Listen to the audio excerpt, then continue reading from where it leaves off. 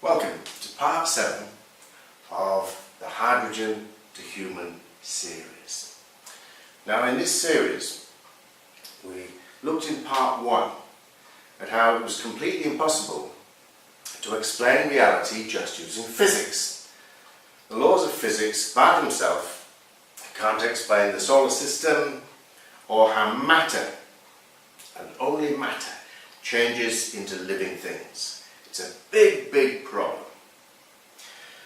In part 2 we answer the question. As soon as we put the laws of mathematics and the laws of physics together, we can answer the question and we get a completely new picture of reality. This episode, I want to give you a new picture of matter. Because I'm just made of matter. But if I just look at the physics in the matter, it can in no way explain how my body behaves. If I look at the physical parts of my brain, the neurons, it can in no way explain how I'm talking and thinking.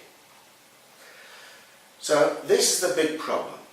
Now there has always been an idea in physics that if you broke matter down into the smallest parts, you would be able to find out how it worked and then predict, by looking at the smallest parts, how it was going to behave. Now, we've done that with quantum mechanics, but it hasn't worked. There was a great hope when we discovered the rules of quantum mechanics, that these rules which explained matter so beautifully would explain life. So let me just read Roger Penrose as he lays out this problem. We've had the problem now nearly 100 years. A landmark event in the history of science was the publication in 1944 of Erwin Schrödinger's book, What is Life? 6 decades later, the question remains unanswered. Although biological processes are increasingly well understood at the biochemical and molecular level, from the point of view of fundamental physics, life remains deeply mysterious. Schrödinger himself drew inspiration from his seminal work on quantum mechanics, which so spectacularly explained the nature of matter, believing it was sufficiently powerful and remarkable to explain the nature of life too. These dreams have not been realized. To be sure, quantum mechanics is indispensable for explaining the shapes, sizes and chemical affinities of biological molecules. But for all purposes, scientists go on to treat these molecules using classical ball and stick models. Life still seems an almost magical state of matter. Furthermore, its origin from non-living chemicals is not at all understood. So there's the big problem at the atomic level. How do the elements, which form chemicals and then go on to form all the incredible complexity inside a cell, how does that come out of the elements? The elements by themselves cannot explain life. So if I look at the elements inside DNA, the physics, the quantum physics, in no way explains what's happening and how all these elements are assembling themselves in ever increasing complexity and order. That's at the atomic level. So that's matter. Now matter comes in collective parts. At the gravitational level, we get exactly the same problem.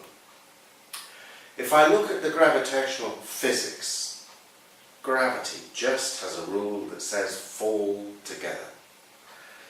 But if I look at the solar system, the matter in the solar system does not just fall together. It falls together and self-organizing. It self-organizes itself into a clock. Now, I must have repeating cycles at the gravitational level for that to happen. At the atomic level, I must have repeating cycles. That's what I see. But those repeating cycles are not described by physics.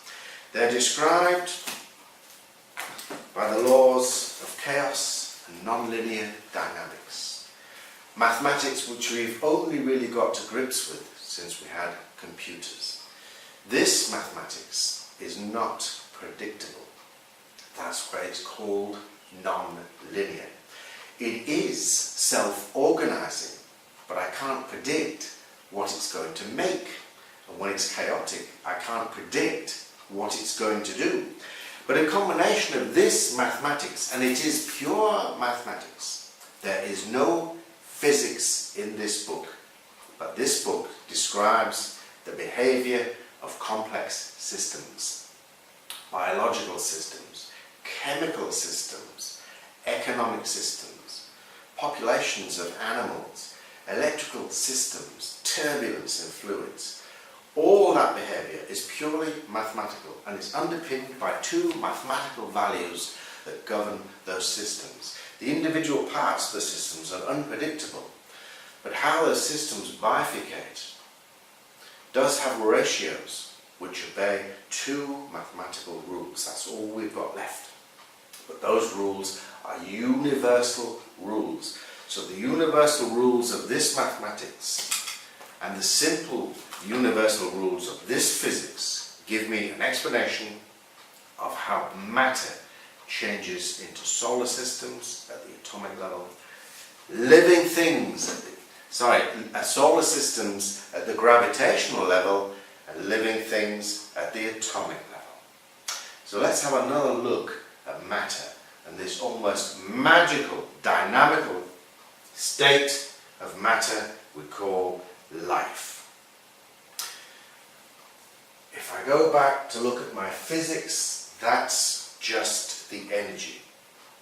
That's just the energy. And I need a new description of matter. Now, in the earlier episodes, we saw that the principle of general relativity, where the entity, the body in space, distorts the space or changes its behavior, and the space changes the behavior of the body, this principle applies to magnetic fields just the same as gravitational fields. So inside here, the entities are held together and held apart by the empty space in between. That determines that the entity is a little magnet. What happens in between determines the electrical forces are carried from here to here. That's the same principle. And at the nuclear level, I get the same thing. The fermions and bosons, the forces carried from here to here, determine how the entity behaves.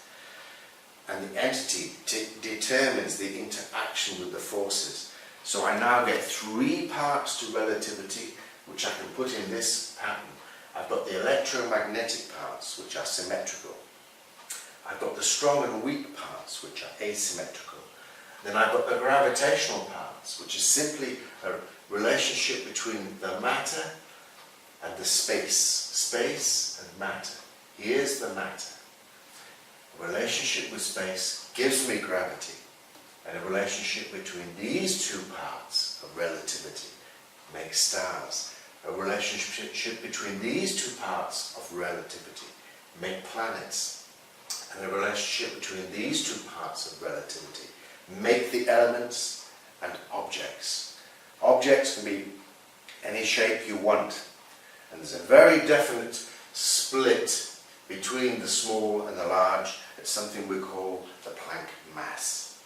So here's my new description of relativity coming in three parts, the same pattern as the quarks and leptons in the standard model. I've now got matter as complex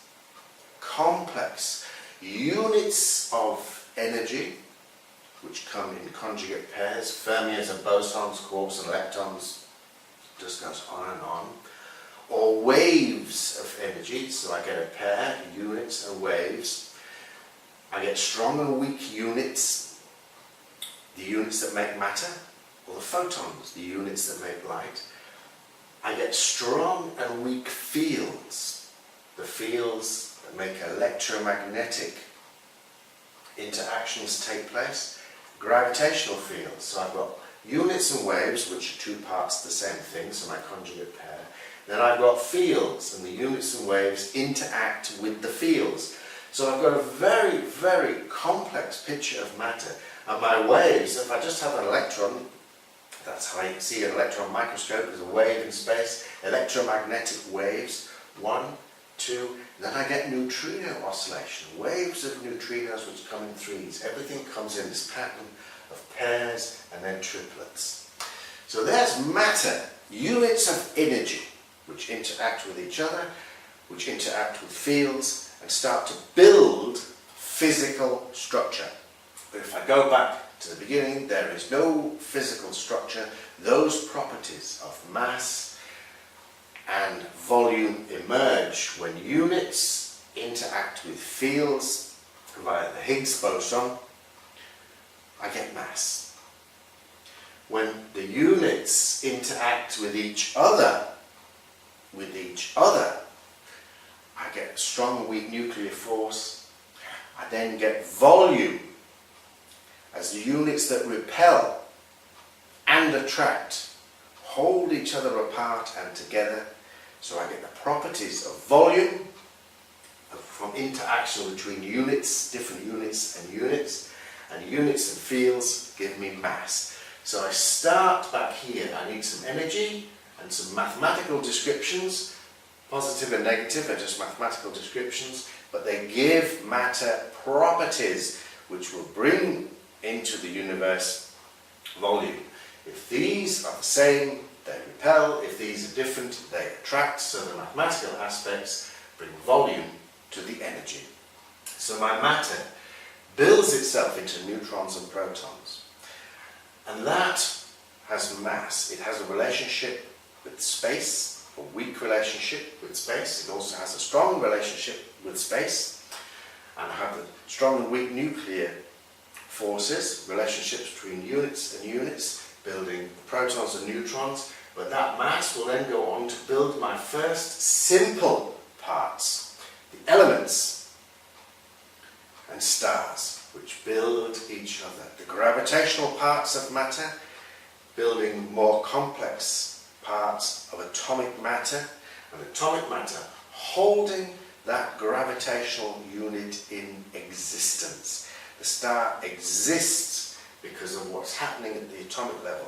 The energy being released from the strong and weak nuclear force and that competition with the electromagnetic force in the nucleus, holding that star up. I've got a new form of existence that was not here before. So the protons and neutrons exist because of relationships between the quarks and the gluons inside that weren't here before. They get into a relationship, something new exists. Another relationship, I get stars and new elements which exist. And those stars can start to form very, very simple patterns like this. And at the atomic level, I get the same simple mathematical patterns. And that moves on into complex dynamic systems. At the gravitational level, I get the solar system. And each of the gas giants is a pattern, a non-linear pattern. And each one is the same pattern as the overall system. A large dominant body with small bodies going in cycles around it and rings, the asteroid belt, which has gaps just the same as the rings in Saturn. And all of the gas giants are the same pattern. Now this non-linear feature of repeating patterns is what we call fractal patterns. And I need repeating cycles to conserve the information. So the conservation of information needs to be added to Noether's principle. At the atomic level, I go from my simple elements into more complex atoms, and I'm generating mathematics. Atoms are whole numbers I can count. A relationship in the nucleus between the strong and weak nuclear force and the electromagnetic force, which compete and cooperate at the same time, produces very strange patterns of randomness. And I see those same patterns in prime number theorem. And Marcus de Sauté has already seen that atomic theory and number theory match up, and I get energy levels which are ordered just the same as primes, build the order of the composites. I get energy levels at 1 and 2 and 3.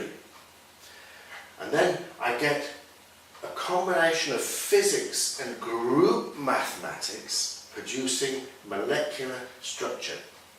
I can't explain this complex structure of molecules just using the physics. I need physics and group mathematics. And then I go on to the most dynamic systems. This is the Krebs cycle. I get repeating cycles, building themselves. Every time I get something, if I conserve that information in the DNA, I can then build upon this process and just keep building upon it and building upon it. So I get dynamic states of matter at the gravitational level and the atomic level, which both need the conservation of information. I've then got all my exotic matter, the neutron stars, white dwarfs, black holes. Again, it's all relativity relationships, but this is relationships between what we would call the classical parts of physics, and here I've got relationships between the neutron star. It's using the laws of quantum mechanics to act against gravity. Now I still need the laws of quantum mechanics to produce my atoms to hold a planet up, but here I've got different relationships between different sets of laws that explains my exotic matter, the Bose-Einstein condensates, in which matter starts to behave directly to the quantum rules, and that's what we observe.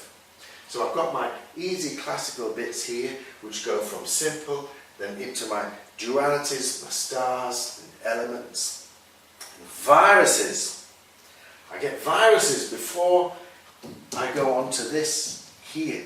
Something simple, something that doesn't need that input of energy, something that needs this to exist. So I get viruses at the simpler level. At the complex level, I get life. Complex and simple acting together as a universal computer. That's how matter is. It's complex. The idea we have at the minute is that if we look down inside matter, there are just little units of substance which have other units which bring forces, or fields which carry the forces. Nonsense. It doesn't work inside the proton. It's very complex. The bosons have all the mass. There are clouds of quarks and antiquarks. It's a very, very complex system that's holding that proton in existence. If I try and build something too simple, just a quark and an antiquark, a meson, it just disappears. It's not held in existence by the relationships inside, the relativity. So here is a new picture of matter, which is complex, and it's the same pattern as everything else. It goes from my conjugate pairs, which go into conjugate pairs and pairs acting against each other, binary parts, and then the complex parts of reality. Quantum computers, both at the gravitational scale and the atomic scale. So there's my new picture of matter. A completely different idea from little units of substance. There are no little units of substance. See you in part 8. Bye-bye.